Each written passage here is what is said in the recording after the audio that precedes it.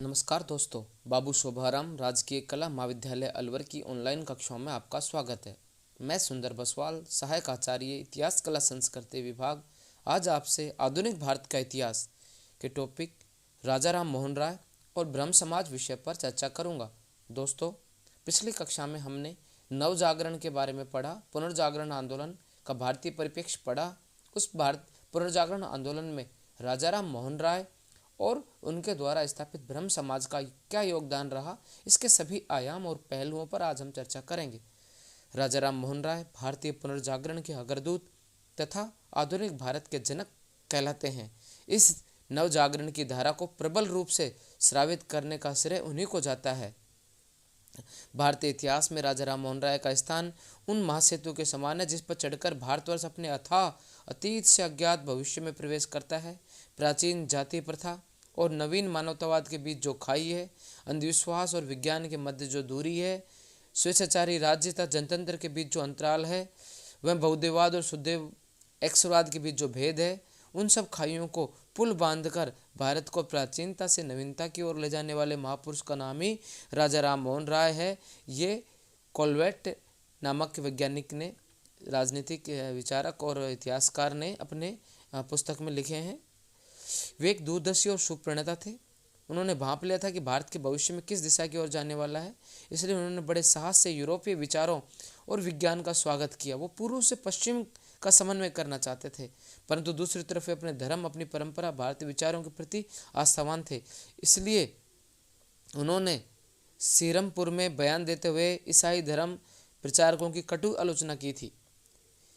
राजा राम मोहन राय अतीत और उदीयमान भविष्य, स्वार्थी, रूढ़िवादी तथा क्रांतिकारी सुधार, अंधविश्वास, पृथकतावाद, प्रगति एकीकरण, संक्षेप में प्रतिक्रियावाद और प्रकृतिवाद के मध्य मानवीय कड़ी थे।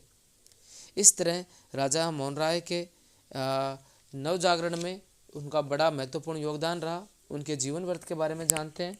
राजा राम मोहन राय का जन्म 22 मई 1772 को बंगाल के रूढ़िवादी ब्राह्मण जमींदार परिवार में हुआ था।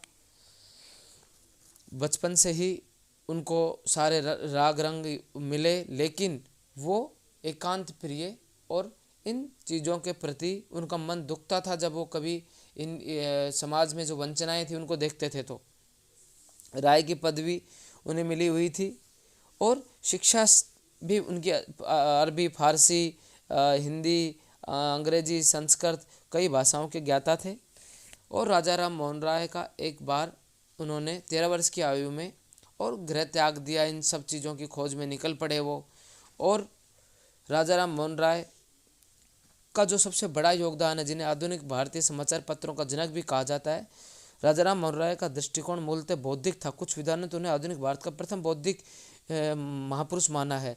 बौद्धिक व्यक्ति से हमारा तात्पर्य उस व्यक्ति से जो परंपराओं और विचारों का आलोचनात्मक मूल्यांकन कर सके, अपने निष्कर्षों को जनसाधारण के पास साहित्यिक सामग्री के माध्यम से पहुंचाने का प्रयास करे। अतः उन्होंने पत्रकारिता को भी अपने विचारों के प्रचार प्रसार का अच्छा साधन बनाया। जिस समय राजा राम मोहन राय ने पत्रकारिता में प्रवेश किया, उस समय आंग्ल भाषा के ही समाचार पत्र छपते थे और उन्होंने जो पहला समाचार पत्र, भारतीय समाचार पत्र बंगला भाषा में निकाला, उसका नाम था संवाद कौमुदी। दूसरा समाचार पत्र उन्होंने मिरातुल अखबार फारसी भाषा में निकाला। तीसरा समाचार पत्र ब्रह्मनिकल मैगजीन अंग्रेजी भाषा में निकाला। इस तरह भारतीय समाचार पत्रों के जनक के रूप में और भारतीय प्रेस की स्थापना में राजा राम मोहन राय का महान योगदान है। इसलिए उन्हें आधुनिक भारत का जनक कहा जाता है कि उन्होंने भारत में प्रेस के द्वारा जो नव जागरण था, जो पुनर्जागरण था, उसको एक गति प्रदान की, एक महत्वपूर्ण कड़ी के रूप में काम किया। राजा राम मोहन राय के राजनीतिक विचार तथा उनकी राजनीतिक स्वतंत्रता के प्रति सोच और उनके विचारों से पूरे देश के नागरिकों को बल मिला और उनके समर्थन में लोग उठ खड़े हो गए। 1828 में राजा राम मोहन राय ने ब्रह्म समाज की स्थापना की और इस ब्रह्म समाज के द्वारा समाज में फैले अंधविश्वास, पाखंड और कुरीतियों पर कड़ा प्रहार किया गया और समाज में को एक वैज्ञानिक समाज बनाने की ओर राजा राम मोहन राय ने प्रयास किया।